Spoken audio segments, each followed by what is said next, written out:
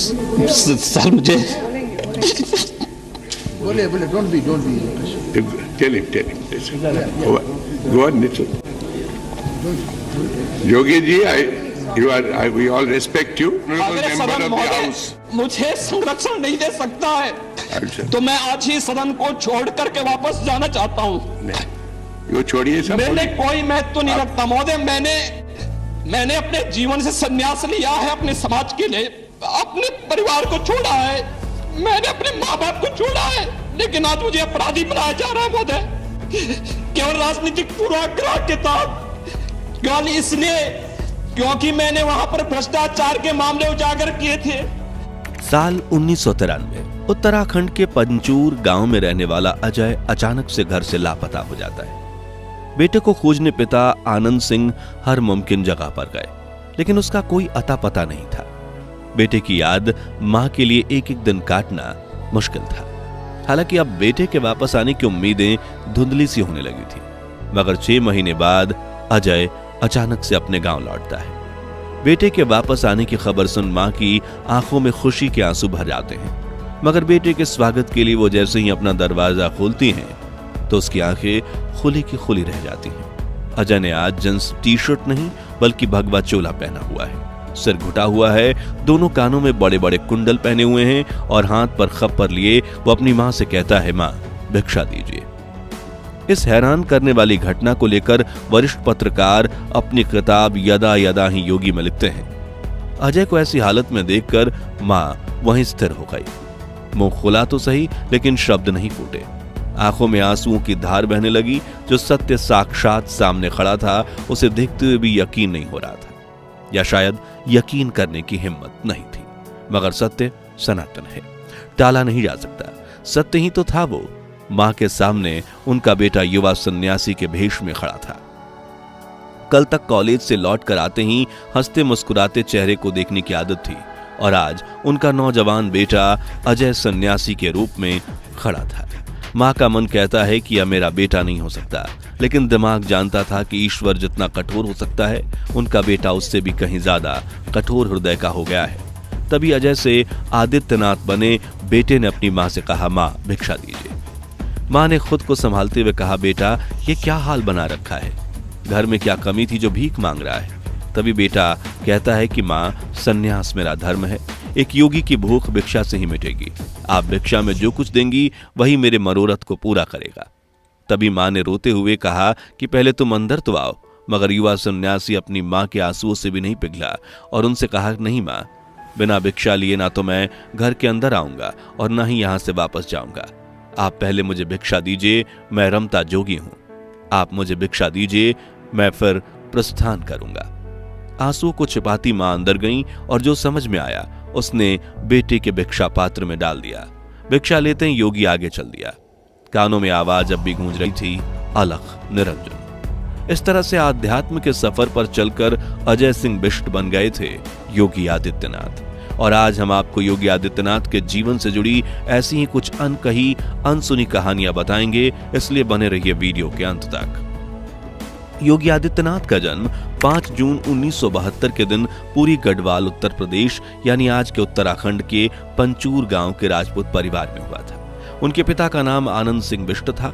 उन्होंने 1989 में ऋषिकेश के भरत मंदिर इंटरमीडिएट कॉलेज से इंटर की परीक्षा पूरी की, जिसके बाद उन्होंने कुटद्वार के पीताम्बर दयाल महाविद्यालय से बीएससी में एडमिशन लिया, जहां से पास होकर 1992 में उन्होंने गोरखपुर यूनिवर्सिटी के फिजिक्स एमएससी में एडमिशन लिया, लेकिन उसे पूरा किए बिना ही घर छोड़कर चले गए। और फिर जब घर वापस आए तो वो एक योगी बन चुके थे। नवंबर 1993 से फरवरी 1994 तक उन्होंने कई कठिन परीक्षाओं से गुजारा खुद को, लेकिन उन्होंने हार नहीं मानी। फिर 15 जनवरी 1994 को गोरखा पीठाधीश्वर महंत अवैधनाथ महाराज ने पूरे विधि विधान से उन्हें अपना उत्तराधिकारी घोषित कर दिया। अब अजय सिंह बिष्ट पूरी तरह से सन्यासी बन गए थे। ये तो थी योगी के सन्यासी बनने की कहानी, लेकिन क्या आप जानते हैं कि उन्होंने राजनीति में कदम कब और कैसे रखा? तो बात है आज से 26 साल पहले की, जब 1998 में योगी आदित्यनाथ के गुरु अवैधनाथ ने राजनीति से संन्यास लिया और अपनी जिम्मेदारी आदित्यनाथ को सौंप दी। और यहीं से योगी आदित्यनाथ की राजनीतिक पारी शुरू हुई थी। उसी साल उन्होंने गोरखपुर से 12वीं लोकसभा में चुनाव में हिस्सा लिया और चुनाव में जीत हासिल करके वो सबसे कम उम्र के सांसद बने थे, जिसके बाद उन्होंने हिंदू युवा वाहिनी का गठन किया और धर्म परिवर्तन के खिलाफ मुहिम छेड़ दी। कट्टर हिंदुत्व की राह पर चलते हुए उन्होंने कई बार विवादित बयान दिए और धीरे धीरे करके गोरखपुर की राजनीति में उनका दबदबा बढ़ने लगा, जिसके बाद 19 मार्च 2017 में विधानसभा चुनाव में जीत हासिल करके योगी आदित्यनाथ उत्तर प्रदेश के मुख्यमंत्री बन गए। लेकिन अब भी वो अपने परिवार से दूर थे और मुख्यमंत्री बनने के बाद उन्होंने उत्तर प्रदेश की जनता के लिए अपना सारा जीवन समर्पित कर दिया। इसी बीच मार्च 2022 में वरिष्ठ पत्रकार रजत शर्मा के शो पर गए थे, जहां उन्होंने अपनी बड़ी बहन के संघर्ष से भरे जीवन की एक झलक देखी। उन्होंने कहा कि कैसे उनकी बड़ी बहन कई किलोमीटर पैदल चलकर चाय और प्रसाद की छोटी सी दुकान चलाती हैं, मवेशियों को चारा खिलाती हैं और अपने परिवार की जरूरतों को पूरा करने के लिए हर दिन संघर्ष करती हैं। जिसके बाद रजत शर्मा ने योगी जी को कहा कि आपको नहीं लगता कि जैसे सभी राजनेता अपने परिवार का ध्यान रखते हैं, वैसे ही आप भी थोड़ा ध्यान रख देते। राहुल गांधी ने भी अपनी बहन को उत्तर प्रदेश के मैदान में उतारा है और आपकी बहन की कुछ तस्वीरें मैंने देखी हैं। तभी योगी आदित्यनाथ के आंखों में आंसू आ गए। मैं आपको दिखाना चाहता हूं कि कैसे वो रहती हैं और मुझे पता चला कि जब वहां लोग जाते हैं तो उनसे पूछती हैं उत्तर प्रदेश का हाल क्या है। कई किलोमीटर पैदल चल के घर से आती हैं, एक चाय की दुकान चलाती हैं, प्रसाद की दुकान चलाती हैं। तो आपको नहीं लगता कि सब अपने परिवार का ध्यान रखते हैं, आप भी थोड़ा ध्यान रख लेते? और बड़े ही दुखी बाड़ी में उन्होंने ये कहा, मैं देखिए एक योगी हूँ और मुझे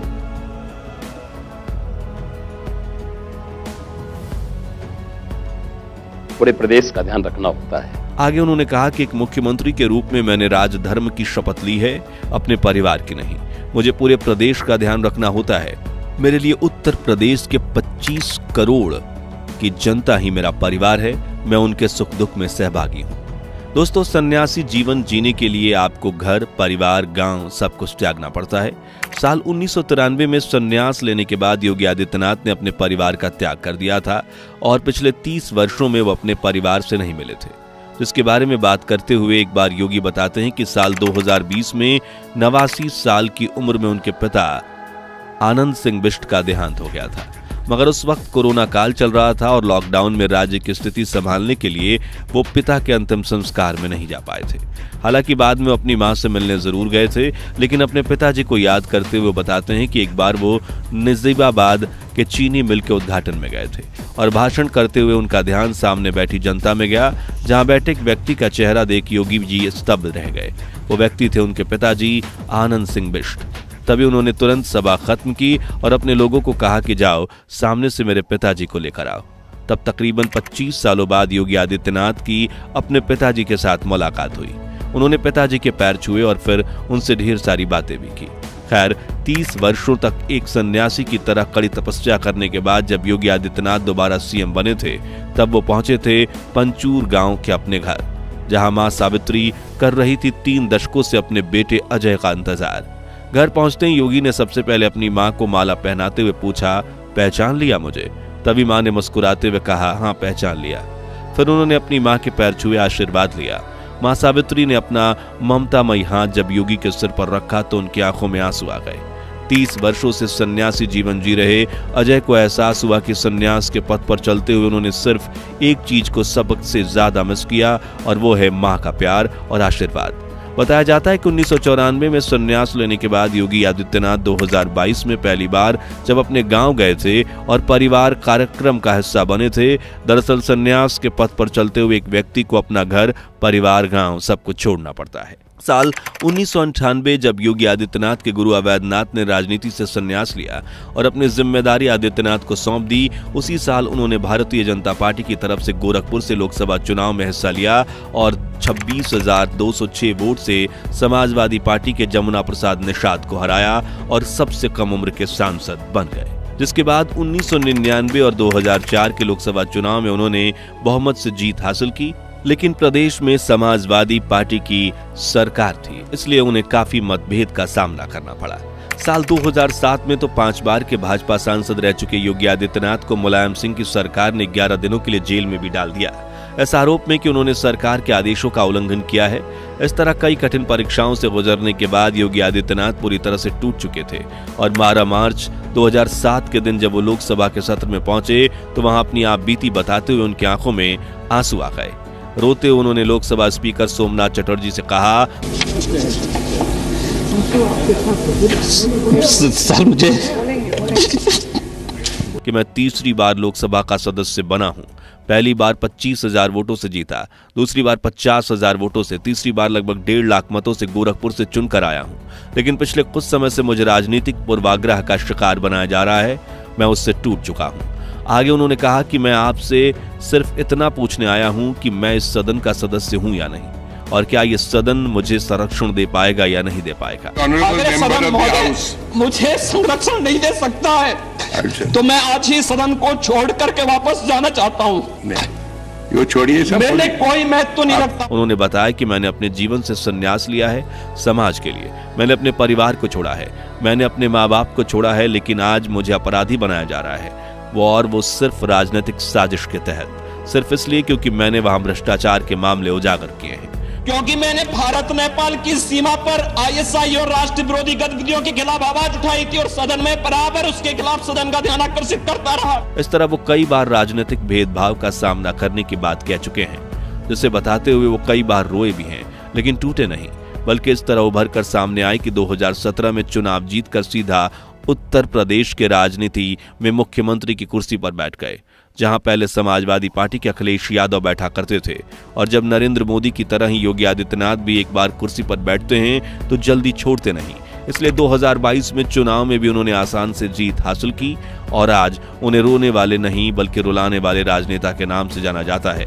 योगी आदित्यनाथ हिंदुत्व विचारधारा रखते हैं और जानवरों से उन्हें काफी लगाव है। वो गोरखपुर मठ की गौशाला में गायों को चराते हैं, खिलाते हैं और बंदरों को बजरंगबली का अवतार मानते हैं। इसी को लेकर उन्होंने एक दिलचस्प कहानी सुनाई थी जब मथुरा के लोगों ने शिकायत की थी कि हमें बंदर काफी परेशान करते हैं, जो सुनकर उन्होंने ये कहा था, मैंने कहा बजरंगबली की आरती करना शुरू करो, हनुमान चालीसा का पाठ कर दो, बंदर कभी नुकसान नहीं पहुंचाएगा। योगी कहते हैं कि आपने मेरे फोटोज देखे होंगे जिसमें जब मैं गोरखपुर कार्यालय में काम करता होता हूं तब एक बंदर आकर मेरी गोदी में बैठ जाता है, लेकिन असल में वो पालतू नहीं बल्कि एक जंगली बंदर था। तो ये योगी आदित्यनाथ का पालतू बंदर कैसे बना?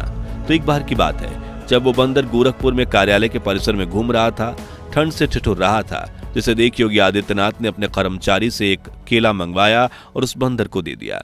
बंदर केला लेकर वहां से चला गया, लेकिन अगले दिन वो बंदर फिर उसी समय पर उसी जगह आकर बैठ गया और योगी जी ने उसे एक और फल दिया जो लेकर बंदर वहां से चला गया। इस तरह कई दिनों तक योगी जी बंदर को फल देते रहे और 4-5 दिनों के लिए योगी किसी काम से जब बाहर चले गए फिर भी वो बंदर रोज वहां आता और उन्हें ढूंढने की कोशिश करता। फिर जब योगी जी कार्यालय में वापस आए तो एक दिन वही बंदर खिड़की से ताक झांक करते हुए उन्हें देखने की कोशिश कर रहा था। तब उसकी इन हरकतों को देख योगी आदित्यनाथ को हंसी भी आई, लेकिन उन्होंने फिर एक फल मंगवाया और कर्मचारी जैसे ही फल लेकर ऑफिस में पहुंचा तभी बंदर अंदर आकर योगी की टेबल के पास बैठ गया और जैसे ही उन्होंने बंदर को फल दिया वो फल लेकर फिर चुपचाप वहां से चला गया। तब से लेकर कई सालों तक रोजाना वो बंदर ऑफिस में आता, योगी जी की गोद में बैठ जाता और फल लेकर वहां से चला जाता। इस तरह योगी आदित्यनाथ की उस बंदर से घनिष्ठ मित्रता हो गई थी। तो दोस्तों आज के लिए बस इतना ही। अगले वीडियो में आप भारत के किस महान व्यक्ति के जीवन से पर्दा उठते हुए देखना चाहते हैं, कमेंट्स में जरूर बताइए। वीडियो अच्छा लगा हो तो इसे लाइक और शेयर करके हमें सपोर्ट कीजिए और ऐसे ही रोमांचक वीडियोस देखते रहने के लिए चैनल को सब्सक्राइब करके पास वाली घंटी जरूर बजा दीजिए। जय हिंद, जय भारत।